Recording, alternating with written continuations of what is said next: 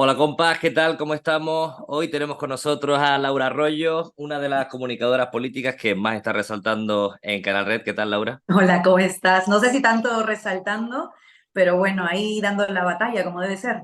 Bueno, yo te he conocido ahí, realmente. O sea, yo empiezo a conocerte en Canal Red y yo creo que mucha gente compartirá esto conmigo.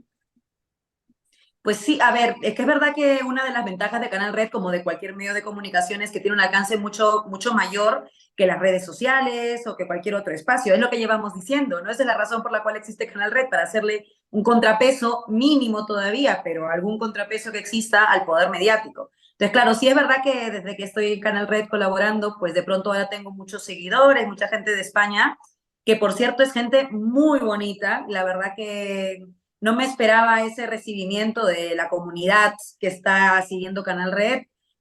Me ha sorprendido para bien. A veces los veo incluso peleándose con mis trolls peruanos.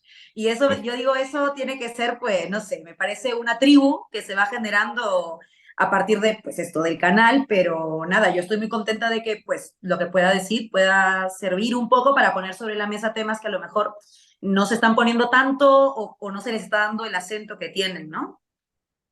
Una de las primeras preguntas que hago, Laura, es, sobre todo las primeras veces que se viene al canal, es ¿cómo llegas tú a la política? O sea, la política entiendo como ¿en qué momento te haces militante? ¿En qué momento piensas, hostia, el mundo está jodido, hay que hacer algo? Bueno, a ver, yo vengo de Perú, con lo cual el mundo está muy jodido y Perú especialmente. Entonces, yo he vivido en un país durante casi toda mi vida, hace 9 años estoy en España, pero he vivido casi toda mi vida en un país donde no ha habido nunca estado de bienestar. Y creo que eso marca mucho también tu manera de enfrentarte a la realidad, ¿no? Además, es verdad que vengo de una familia muy política. Mi madre, que es activista de toda la vida, es maestra, pero es activista también, pues a mí y a mi hermano nos enseñó un poco que hay que hacer política porque es lo único que podemos hacer. Y yo creo que vengo un poco de esa escuela. Y eso desde pequeña. Y sin embargo, luego cuando llegué a España, vine con la intención de hacer política. O sea, yo hice un viaje, pero pensadísimo. Yo vine a hacer periodismo, que es lo que me he dedicado casi siempre, no comunicación. Y quise venir a vivir el 2015 porque había 4 elecciones. El 2015, no sé si se acuerdan, no ha pasado tanto tiempo, pero hubo 4 elecciones: las andaluzas, las autonómicas, las catalanas y las generales. Y mi idea era vivir aquí ese proceso, porque además yo seguía de muy cerca el 15M. Yo estaba al otro lado del charco, pero estaba siguiendo el 15M, que para mí fue un momento de quiebre importante en la política española, pero también una referencia a nivel mundial. En Latinoamérica veíamos y todavía recordamos ese 15M como algo fundamental, como un ejemplo también de cómo las luchas emancipatorias del pueblo son las que cambian después las correlaciones de fuerzas, ¿no? Por ejemplo, y vine con esa intención. Ahora, el momento concreto en el que yo digo, pues hay que hacer algo y tal, es cuando era muy pequeña. O sea, te lo digo de verdad, desde muy pequeña yo sabía que quería hacer cosas que tuvieran consecuencias. No sabía bien el qué, pero siempre en el colegio, por ejemplo, quería hacer una revista para hablar de cómo iban las cosas con algunos profesores, quería, o sea, desde muy pequeña, eso es algo que me interesaba. Luego mi madre tiene muchas anécdotas. Dice que una época se me dio por ser detective y básicamente era detective de las cosas que iban mal en el barrio. Entonces me dedicaba a contar las historias que iban mal, como por ejemplo, hoy esta farola ya no funciona, y las anotaba en un cuaderno y hacía informes y reportes, súper de niña, tendría 9 años, 8 años, pero creo que eso es una cosa que siempre he tenido, pero creo que además es algo bastante normal. Yo creo que la mayor cantidad de niños y de niñas tenemos ese interés de hacer cosas y de querer cambiar cosas. Yo diría que esa es más bien la norma. Luego pasa que en el camino empiezan a entrar otras variables, empieza el neoliberalismo a meterse en tu cabeza y en tus poros y te olvidas. Pero yo creo que de natural nos nace más bien ser comunidad y querer que las cosas vayan bien para la comunidad. Entonces, no me parece tan extraño ahora que lo cuento, pero es verdad que siempre he estado muy movida porque siempre quería hacer cosas para cambiar otras cosas. Esto de toda la vida. ¿A qué crees que se debe que haya desafección política? O sea, yo hago esta pregunta, la inicial del por qué te politizas, porque yo soy un poco raro en esto, en comparación a mis colegas, ¿no? Normalmente vienen de una familia con una medio tradición o con una familia más o menos politizada. No es mi caso. Entonces yo me politizo después del 15M y siempre reflexiono en el qué le diría a mi yo de aquella época, ¿no? Porque entender porque hay desafección política es vital, ¿no? A la hora de crear nuestro propio discurso. ¿A qué crees que se debe que esa desafección política?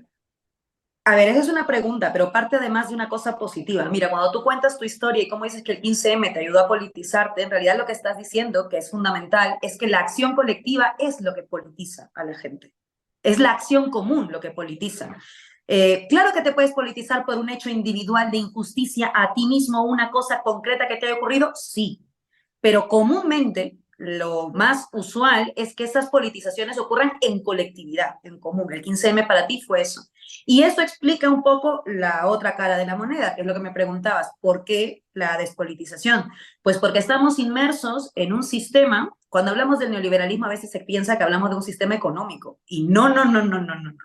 Es mucho más que un sistema económico, es un sistema que lo ocupa todo y entonces es una forma también de entender las interrelaciones humanas, donde como todo es mercancía, porque es la lógica capitalista exacerbada, ¿no? Su fase neoliberal, también los intercambios humanos son comercializables, también son mercancía de alguna manera, y eso quiebra las relaciones comunes entre unos y otros. Y ahí es donde gana el sálvese quien pueda, ahí es donde gana el es lo que hay, mejor no te muevas, no te metas en política, y ganan todos estos discursos que terminan siempre beneficiando al poder. No son discursos de apolitización, diría yo, son la victoria política del poder, más bien. Una sociedad que se siente, pues esto, desganada para participar en la política. Pero eso es porque estamos en un sistema que así nos lo educa. Por eso creo que cuando a veces hablamos de esta desafección política y muchas veces dicen es que los jóvenes ahora ya no se interesan en política, es como no le eches la culpa a los jóvenes. O sea, los jóvenes son hijos, están dentro de un sistema que les promueve este tipo de acciones, porque jóvenes ha habido toda la vida. Y tú y yo tampoco es que seamos viejísimos, creo yo. Tú eres más joven, yo creo. Pero bueno, que jóvenes ha habido toda la vida y no toda la vida han sido apolíticos. No es que sea una seña de identidad del siglo XXI de la nada. Empezó el siglo XXI y pum, todos los jóvenes van a ser apolíticos. No es verdad.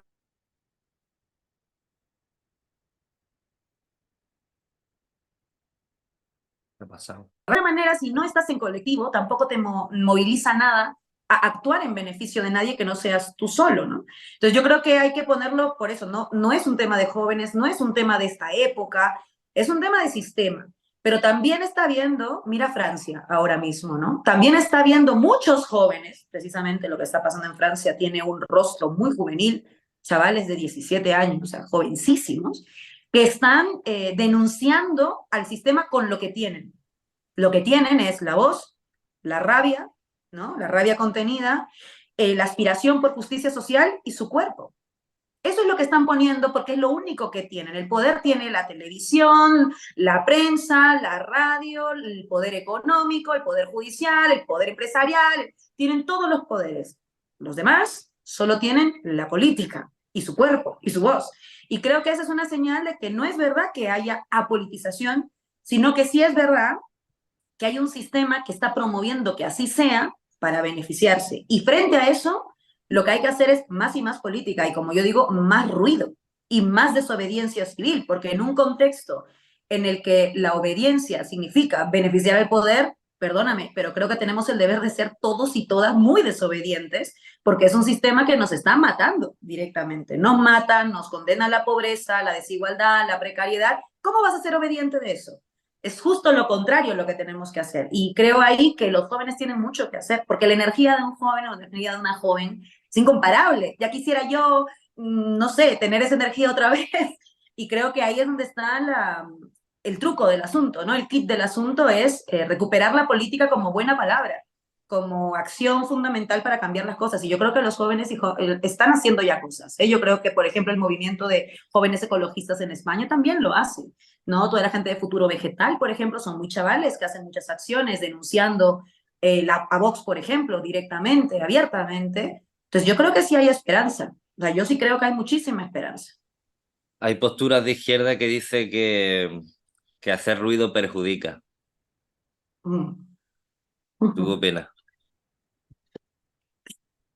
A ver, yo creo que nadie que sea de izquierdas puede estar en contra del ruido.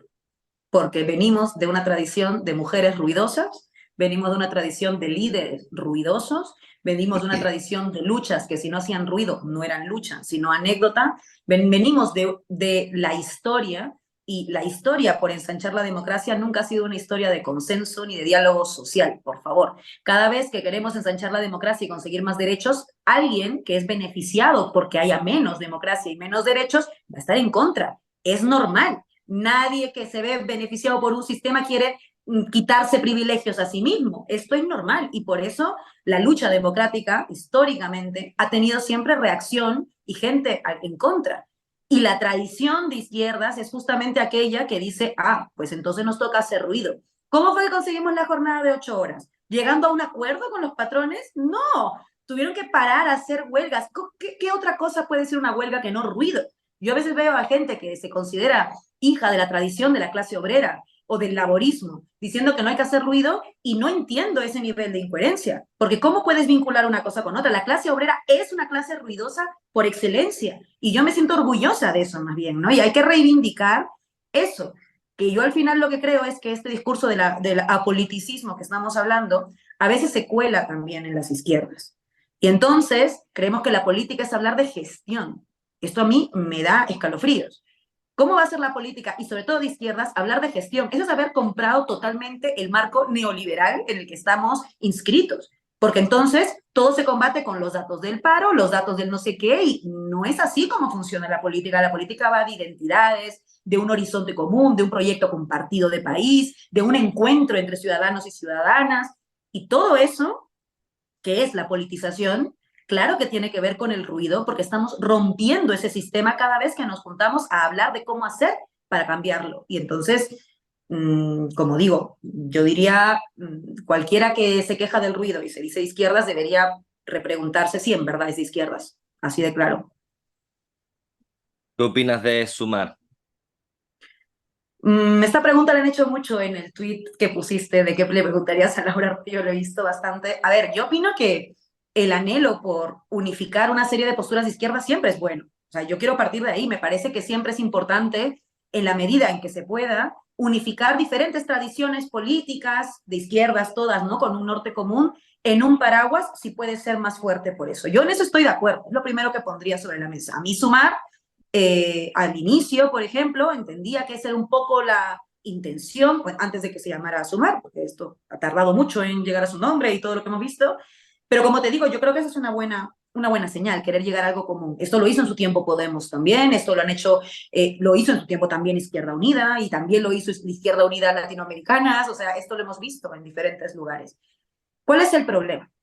Yo creo que el problema, y esto a veces se ve en Sumar, es que el hecho de querer unirnos para ser más fuertes no debería ser hacernos fuertes para renunciar a cosas, sino al revés, hacernos fuertes para no tener que renunciar a esas cosas, para poder ser más impugnando el sistema, para poder ser más siendo pesados con el Partido Socialista, para poder ser más torciéndole el brazo a los poderes. Esta es la idea de la unidad, ¿no? Porque si no, ¿para qué estamos juntos? No tendría ningún sentido. Entonces cada uno va por su cuenta y total vamos a renunciar al cambio, ¿no? Y me temo que lo que ha ocurrido con Sumar, y lo digo con pena, porque yo he sido de las que, y creo que la gente que nos escuche va a estar de acuerdo, yo he sido de las que he estado pues deseosa de ver un proceso distinto, ¿no? De ver una candidatura que ilusione, que esperance, de ver que continúa una tradición que para mí es fundamental, la tradición post-15M además, ¿no? Que es Podemos, pero es más que Podemos, pero es Podemos esencialmente también, y veo que lo que hemos hecho es volver al 2010, y de pronto tenemos una candidatura de izquierdas pre-15M, donde nos hemos olvidado que había que impugnar, que había que incomodar, que había que directamente señalar al régimen, y hemos asumido otras coordenadas de disputa. Y ahí es donde yo creo que Sumar ha cometido un error. Es verdad que no, o sea, no voy a hacer una valoración de qué opino en general sobre Sumar, excepto que creo que políticamente se está equivocando. Se está equivocando políticamente si cree que la posición de izquierdas que necesitamos en este momento es una posición conservadora de izquierdas. Eso ya lo tuvimos y ya sabemos cómo acaba. Eso ya lo tuvimos y ya sabemos que no logra. Y más bien antes no sabíamos que había algo diferente posible. Ahora sí, cuando tú sabes que otra cosa ha funcionado, ¿por qué volverías a lo que no funciona? No lo entiendo, no tiene ningún sentido. Si hemos comprobado que lo que funciona es, por el contrario, ser incómodos, mantenernos tosudos hasta que acepten que había que entrar al gobierno, por ejemplo, 4 elecciones en 4 años. Eso era realmente decir, no vamos a ceder, porque esto es democracia, porque nos han votado para eso, y no dar ni un paso atrás, y una vez dentro, también dar la batalla con lo difícil que es hacerlo dentro, porque todos los medios te dicen desleal, ruidoso, pesado, cabezota, en fin, con todo lo que ha pasado, pero hemos visto que funciona, porque hemos visto que eso es lo que funciona. No entiendo por qué estamos volviendo a lo que no funciona. ¿Qué ¿Por qué clase de lo locura es hace? esa? ¿Por qué crees que ¿Qué? lo hace? ¿Por qué crees que lo hace? Pues yo, a ver, yo creo que es porque están equivocados y tienen una tesis política con la cual yo no comulgo. Te lo digo, o sea, no comulgo con esa tesis conservadora. No comulgo con esa tesis conservadora que cree que hay que darle guiños al régimen en lugar de hacerle guiños y gestos a los que te van a votar. Porque al final del día, pues tú le puedes dar muchos gestos al régimen. Tú puedes querer coquetear al electorado del Partido Socialista todo lo que quieras y está bien. Está bien que las izquierdas tengan estrategias diferentes. Yo no me meto. Yo no militaré en esas izquierdas, pero respeto que tengan su intención de darle guiños al PSOE. La pregunta es, ¿por qué solo le das guiños al PSOE? Eso es lo único que están haciendo, ¿no? Y creo que ahí es donde está el problema. La razón por la cual yo creo que lo hacen es porque creo que tienen una tesis equivocada. Aparte, creo que hay algunos sectores dentro de esta coalición amplia, ¿no? Como digo, que parece a veces un poco más del pre-15M que del post-15M. Creo que hay algunos que también tienen una serie de cuentas personales. Bueno, sí, la política es personal y muchas veces no se resuelven bien algunas cosas. Mira, yo vengo de una tradición política en la que cuando yo pierdo una elección, acepto los resultados, ¿no? Y acepto los resultados, que creo que eso es lo que toca cuando alguien pierde democráticamente, y sigo militando en el espacio en el que creo, si sigo preservando pues el proyecto de país y tal. A mí eso de que pierdo y me voy a montar un partido nuevo, pues me parece que es una buena forma de generar el apoliticismo del que hablábamos precisamente.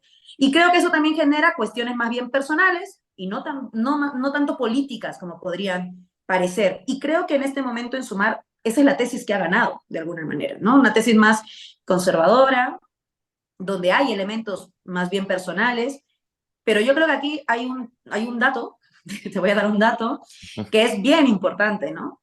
A veces, cuando el tema del veto a Irene Montero, que para mí es el peor error que ha cometido Sumar, y te diría que ni siquiera es un error, yo creo que esto es de las cuestiones que en los libros de historia también vamos a leer como los grandes tropiezos de las izquierdas ridículas, así te lo digo. Cuando lo del veto a Irene Montero, algunos periodistas narraban, ¿no? Si se vetaba, no se la vetaba, qué iba a pasar, desde un punto de vista muy personal. Y comentaban, es que Yolanda Díaz no se lleva muy bien con Irene Montero ni con Yone Belarra, sectores de Más Madrid o Más País no se llevan tampoco muy bien con el sector de Irene Montero, Compromís y Irene Montero. En fin, como que era como todo muy personal. Y yo digo, pero ¿en qué momento hemos pensado que tú haces política con tus amigos? Yo no hago política con mis amigos. Nadie le está diciendo a Yolanda Díaz que se vaya a tomar un café con Irene Montero los sábados en la tarde o que vayan al cine el domingo. Nadie les está diciendo eso. Estamos diciendo que trabajen juntas por un proyecto de país. La militancia y la cultura política no va de qué tan bien nos llevamos tú y yo, por ejemplo. Van de qué tanto tenemos claro que queremos un norte común. Y a lo mejor nos llevamos fatal, porque hay gente con la que no tienes química, no te llevas bien, yo qué sé, por las razones que sean. Estas cosas a veces son muy naturales, muy de química, como digo, pero está bien. Por eso somos compañeros. O sea, ese es el punto, que somos compañeros por eso, porque no tenemos que ser súper amigos, tenemos que ser compañeros. Y eso es lo que yo creo que ha faltado en Suma, porque es el deber del líder, en este caso de la lideresa, generar ese tipo de cultura política. Y lo que hemos visto más bien es una lideresa que generó la contraria, que optó por la contraria, y que hoy esto le va a costar a ella, porque cada vez que hable del feminismo, automáticamente todas recordamos Irene Montero y el veto a Irene Montero. Y creo que esa es, como digo, la peor torpeza que ha cometido y que no estamos calibrando todavía cuánto va a costar, porque el costo no se va a ver el 23 de julio, se va a ver después. Ahí vamos a ver el costo. Después vamos a ver el costo, a ver qué va a pasar en ese Congreso de los Diputados, a ver qué va a pasar con el tipo de gobierno que se invista, ya sea uno de PP Vox, ya sea uno del PP en solitario, ya sea uno progresista. Ahí es donde vamos a ver lo que significó ese veto a Irene Montero, el nivel de retraso que va a suponer para esta sociedad que había avanzado tanto en derechos para nosotras y para el colectivo LGTBIQ y para la igualdad en general. Entonces, como te digo, yo creo que hay una cultura política que tiene muy poco de cultura y mucho de politiqueo en Sumar, y me temo que eso es lo que ha vencido. ¿Con esto estoy diciendo que no hay que votarlos? No, con esto lo que estoy haciendo es un análisis, una radiografía de lo que veo y que me apena porque siento que han acabado con algo que era un proyecto mucho más sólido, mucho más amplio y sobre todo mucho más justo con tus propios y tus propias compañeras de izquierdas, ¿no? Y eso es lo que siento que se ha perdido. ¿Qué ha pasado con Podemos? ¿Por qué ha perdido fuerza? ¿A qué crees que se debe? Yo creo que Podemos puede hacer muchas autocríticas también, que esto se lo piden siempre en España. La palabra autocrítica es sinónimo de Podemos, esto ya lo sabemos. Solo Podemos, además, ¿no? Nadie más tiene que hacer autocrítica nunca. Eh, ¿Qué es lo que pasa? Yo creo que Podemos ha tenido pues dos momentos, diría yo, importantes donde han faltado ciertas cosas. La primera tiene que ver con la construcción territorial, que es verdad que Podemos es una formación con muy pocos años de realidad. Si lo pensamos en términos comparativos con otras formaciones políticas, Podemos tiene muy pocos años, empezó en el 2014 la formación política, estamos hablando de 9 años, ¿no? Eh, entonces, ¿qué es lo que quiero decir? Que ahí creo que hubo una tarea pendiente que era la de la implantación territorial, la de tener una fortaleza militante que no sea solamente la militancia en sí, sino que hubiera una articulación más amplia de los territorios y tener más bases. También es verdad, y por eso es que lo digo con cuidado, porque he visto el trabajo de compañeros y compañeras desde dentro, también es verdad que era muy difícil hacerlo con el aparato que tenías enfrente. Podemos es un partido que sobrevive pese a todos los poderes. Es casi un milagro si lo vemos así. Era muy difícil poder dedicarnos a hacer partido cuando a la par tenías que proteger a los líderes políticos que te estaban destrozando día sí y día también, no solo en los medios de comunicación, en los medios de comunicación, pero también en la casa de Pablo Iglesias e Irene Montero, por decir un caso, o con balas dirigidas a Pablo Iglesias cuando fue vicepresidente, o con noticias falsas como las que hicieron contra Vicky Rosell, con portadas infames que hicieron también contra Juan Carlos Monedero. Entonces, claro, es verdad que por un lado debimos hacer mucho más trabajo territorial, sí, creo que eso hubiera sido fundamental. Y al mismo tiempo creo que se han encargado de que no pudiéramos hacer otra cosa que defendernos todo el tiempo, porque todo el tiempo había que estar defendiéndonos y muchas veces muy solos. La solidaridad entre las izquierdas ahí ni se la vio muchas veces. O dijeron con la boca muy pequeñita, muy mal lo que están haciendo con Pablo Iglesias y se acabó, ninguna otra cosa. Y siguieron a lo suyo porque, como digo, mucha gente veía ahí una oportunidad de acabar con Podemos de una vez por todas. No lo logran hasta ahora. No lo logran hasta ahora y yo creo que no lo van a lograr. La evidencia de que no lo van a lograr es precisamente esa militancia que yo creo que es la mejor militancia que tiene ningún partido en España. Me atrevería a decir en Europa. Y este es un gran valor de Podemos, porque es una militancia que se ha construido de alguna manera sobreviviendo al sistema. Y cuando uno sobrevive una guerra, se hace muy fuerte, se hace muy fuerte y se une mucho con su gente. Y creo que ese es el gran activo de Podemos y que creo que será un activo que será muy útil para el próximo ciclo político. Yo creo que a veces pensamos que el 23 de julio empiezan o terminan cosas. Yo estoy más interesada en el 24, te lo digo, y creo que ahí Podemos va a tener una labor fundamental en los casos en los que las personas que entren de Podemos al Congreso de los Diputados, pero sobre todo lo que venga después, porque esto yo lo tengo muy claro. Podemos es el proyecto político. Sumar es la coyuntura, que son dos cosas diferentes. Bueno, muy bien, estamos en la coyuntura Sumar y a partir de entonces a forjar ese proyecto de Podemos que no empieza de cero, como digo, empieza ya de muy alto con una militancia que yo creo que es es lo mejor que tiene Podemos y que también es de las mejores militancias que existen, diría, en Europa, sin dudarlo. ¿Cuánto poder tienen los medios de comunicación? Muchísimo, muchísimo. Muchísimo porque eh, los poderes mediáticos son ahora mismo el espacio de gran disputa ideológica. Y esto que puede parecer una tesis sacada de un libro en simple, es muy sencillo. Hoy día, por ejemplo, en la mañana se conocía una lona donde se veía a los fascistas, los nazis de Desocupa, ¿no? Diciendo tú a Marruecos, nosotros a la Moncloa. Y veíamos la lona y la gente se escandalizaba por la lona, ¿no? Y era como, uy, qué terrible esta lona, ¿cómo puede estar aquí en el centro de Madrid? La, la, la. Y yo digo, no es la lona. O sea, la lona es lo que vemos hoy. Pero la lona se ha estado incubando durante meses y meses y meses, porque esa lona en realidad la han escrito Ana Rosa Quintana. Esa lona la ha colgado Susana Griso. Esa lona la ha dibujado Ferreras. Esa lona la han creado y la han pagado seguramente Inda. Ellos son los artífices de esa lona que ahora vemos.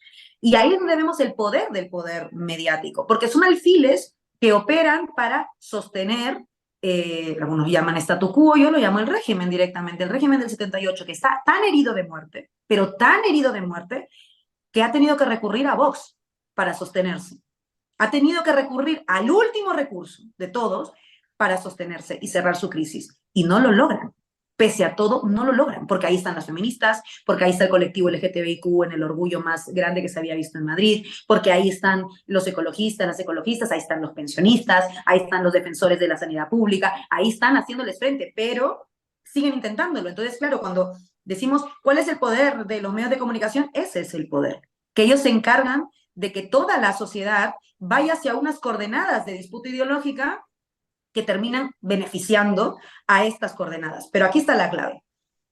Algunos dicen Vox es el lobo, ¿no? Cuidado que viene el lobo, ¿no? Hay que evitar que entre Vox en nuestras instituciones. Estoy de acuerdo. De primera, soy una mujer racializada, claro que le tengo miedo a Vox en las instituciones. A ver si no me deportan lo primero que hacen. Pero ¿cuál es el tema con este? Que en realidad Vox ya ha ganado. Vox no gana cuando gobierna. Vox gana cuando logra hacer que todo el elenco electoral, todos los partidos políticos, se desplacen hacia sus coordenadas. Y esto ya lo hizo el Partido Popular, por ejemplo. El Partido Popular le ha comprado el negacionismo de la emergencia climática con la operación Doñana, o el negacionismo de la violencia machista diciendo que hay violencia intrafamiliar ¿no? O que era un divorcio duro. El PP ya hizo eso. O sea, el Vox ya ganó cuando se llevó a PP ahí. Pero no solo se llevó al PP, se llevó al PSOE. Cuando el PSOE renuncia y dice lo peor que hicimos fue la ley del solo sí es sí, la más complicada era Irene Montero de las medidas feministas. Mis amigos de 40 años están muy asustados, pobrecitos. Hay que buscar el feminismo integrador y no sé qué otra ridiculez. Han logrado Vox ganar porque ha llevado al PP a sus coordenadas. Pero también lo ha logrado porque las izquierdas, que se supone que eran las que tenían que impugnar y ir en contra de las coordenadas de Vox, también se han movido hacia allá, con el veto de Irene Montero, por ejemplo.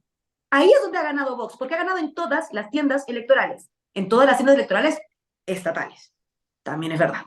Y eso también hay que decirlo porque creo que es también esperanzador saber que hay fuerzas, las fuerzas vascas, las fuerzas catalanas, fuerzas gallegas, que no han aceptado los marcos de disputa de Vox. Ojalá aprendiera más sumar de las fuerzas catalanas, vascas y gallegas que no han cedido, aprendiera más sumar de ellas que del PSOE, que eso es lo que me preocupa. Vox muy peligroso, pero en realidad ya ha ganado, ya se ha cobrado más de una victoria. Entonces, creo que hay que poner ese problema por delante porque ahí es donde podremos realmente pensar qué estrategias para hacerle frente. Y las estrategias no son evitar que Vox entre al gobierno, porque me da miedo que ese empiece a ser el marco de hay que dejar gobernar a Feijóo. ¿Cómo que hay que dejar gobernar a Feijóo solo? ¿Qué diferencia hay con Abascal o sin Abascal dentro de un gobierno del Partido Popular? Ninguna. Isabel Díaz Ayuso es mejor candidata de Vox que Rocío Monasterio. ¿Cuál es la diferencia? Ninguno. Y ya nos están empezando a hacer creer que hay que permitir que PP gobierne en solitario. ¿Estamos locos? Y lo peor es que la izquierda se empieza a comprar estos mensajes. Eso es lo que me preocupa. Y como digo, creo que hay que mirar aquí más a las izquierdas de Cataluña, del País Vasco, de Galicia, porque creo que tienen más lecciones que darnos. Por algo a ellos no les fue mal tampoco, por cierto, en el 28. Y menos a las fuerzas de régimen, que me parece absurdo decirlo, pero creo que las izquierdas impugnadoras no deberían mirar al régimen, sino mirar hacia la izquierda, precisamente, se les ha olvidado. ¿Crees que a la izquierda, o sea, hubo una reflexión hace poco que decía que, bueno, que estamos en sindicatos, estamos en partidos políticos, estamos en asociaciones, en movimientos, pero a la izquierda se le ha olvidado un poco crear un brazo mediático con el que combatir al poder mediático de la derecha? ¿Estás de acuerdo? Sí, sin duda. Creo que esa es una de las tareas pendientes que nunca se cumplieron, que tal vez solo se han cumplido de alguna manera por prensa alternativa, por un lado. Tú como qué sé yo, pienso en Pandemia Digital, que lo hacen en Twitch, pienso también incluso en algunos medios más alternativos como El Salto, como La Marea, hacen su parte de la tarea, o sea, han cumplido su rol, están cumpliendo su rol, pero no se han destinado todos los esfuerzos para un gran medio, además televisivo, que es lo que ahora además es evidente que tiene un alcance mucho más masivo, fuera de Canal Red. Creo que esto es algo que Pablo Iglesias sí que lo tuvo muy claro siempre, y yo creo que hay que reconocer a las personas que lo tienen claro y lo cumplen, ¿no? Y Pablo esto lo tuvo muy claro y creo que está siendo evidente que tenía razón. ¿Por qué está siendo evidente que tenía razón? O sea, no es porque yo también esté en Canal Red, que también, y con orgullo, ¿eh? Que yo en estas cosas no soy de las que dice falsa modestia. Yo digo, está muy bien, estoy en Canal Red y estoy alegre de estar en un espacio así. Creo que Canal Red, la razón por la cual está yendo bien, es porque está ocupando un espacio que nadie ocupaba. En política, como en el poder mediático, como en todos los espacios, como en la materia. No hay vacíos, los vacíos se llenan. Y había un vacío constante de un medio de comunicación que pudiera hablar, no hablarle a un sector de la población, sino plantear un otro tipo de noticias, de información, de óptica, de ideología, porque hay mucha gente que quiere escuchar eso. Pero no porque la gente quiere escuchar una realidad alternativa, sino porque la realidad alternativa es la que te cuentan arroz. Esa es la realidad alternativa, que te dicen que tienes más probabilidades de que ocupen tu casa que de que te desahucien. Esa es la realidad alternativa. Ellos son los que están haciendo una realidad alternativa mintiéndole a la gente. Canadá te está contando la verdad, literalmente te está diciendo, hijo, es menos probable que te puedas comprar una casa así. ¿Ya? O sea, es lo más absurdo del mundo. Claro. Es que Dime, fíjate, dime, que me ibas a decir algo. es que no, es que a veces se me está cortando la conexión y no te escucho bien. Bueno, te voy a hacer la última pregunta porque se nos acaba el tiempo. Nos decía una compañera que estableciese algunas diferencias y similitudes entre la política en Perú y en España. Así, a grosso modo.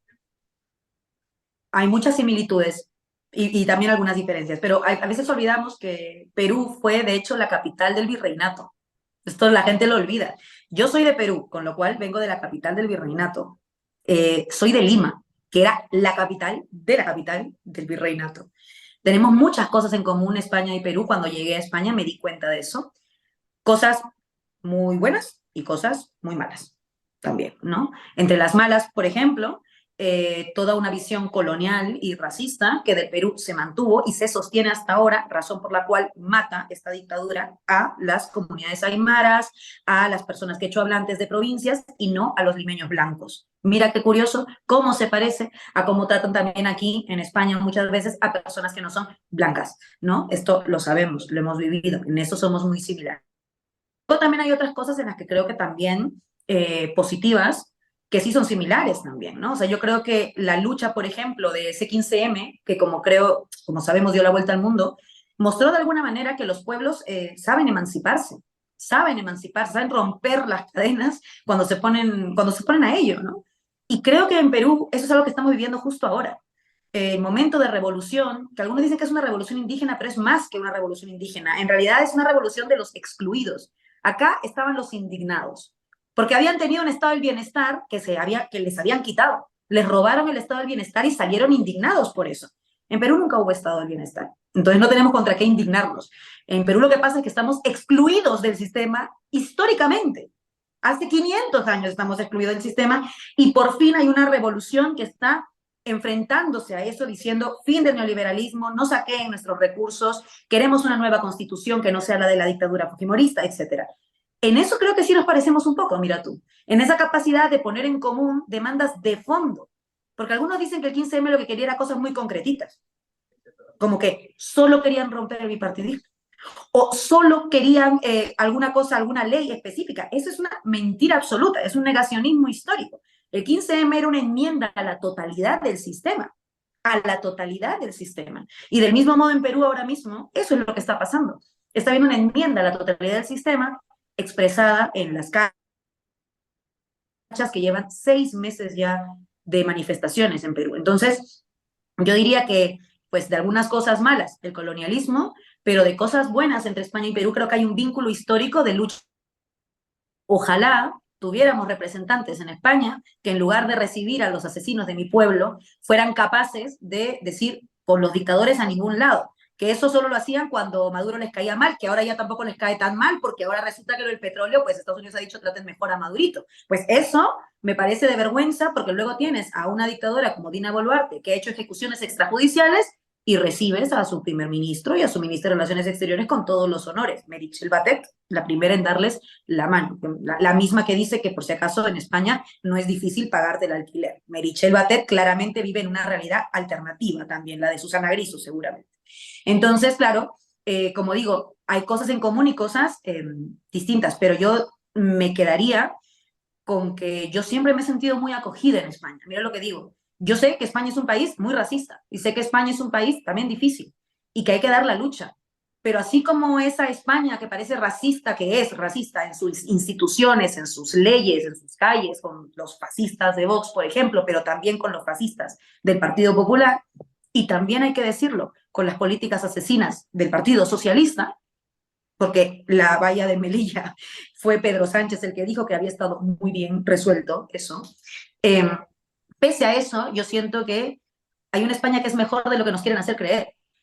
Esto es verdad, y yo lo he sentido, y yo lo he vivido. Esa España que acoge, que me ve como una igual, que me respeta, pero que no solamente eso, sino que está dispuesta a luchar conmigo, a guerrear conmigo, que eso es lo más importante. Esa es la solidaridad entre pueblos. O sea, solidaridad entre pueblos y solidaridad entre clases. Eso es lo que está ahora en el centro del debate, también de cara a las elecciones, por cierto, pero sobre todo de cara adelante. Es la lucha de clases en sus nuevas formas y es la solidaridad entre pueblos, porque ahora la lucha de clases, claro que va a ser con gente que no necesariamente ha nacido aquí. Y eso es mejor, porque seremos más, Rubén, seremos más. Y eso es exactamente a lo que hay que apuntar. Y por eso digo, yo creo que España es mejor de lo que quieren hacernos creer que es.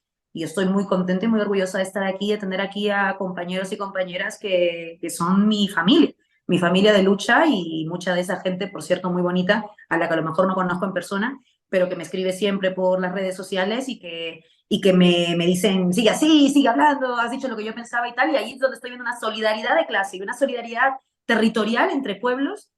Eso para mí es el mejor futuro que podría haber, un futuro realmente en común, un futuro internacional sin fronteras. Pues mira que no estamos tan lejos, lo que pasa es que hay algunos que se empeñan en que lo veamos muy lejos, pero no, no es verdad. Bueno, compañera, es un placer, un auténtico placer escucharte. Nos quedamos sin tiempo. Es la primera vez que vienes al canal, ya te digo, te voy a obligar más de una vez a que vengas, ¿vale?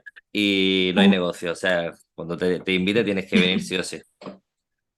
Yo encantadísima, vamos, siempre. Y gracias a ti, Rubén, por el espacio y porque siempre estás dando voz a gente que a lo mejor dice cosas que los poderes mediáticos no dicen. Tú también estás cumpliendo tu deber histórico, así que gracias por eso. Bueno, pues muchas gracias. Nos vemos prontito.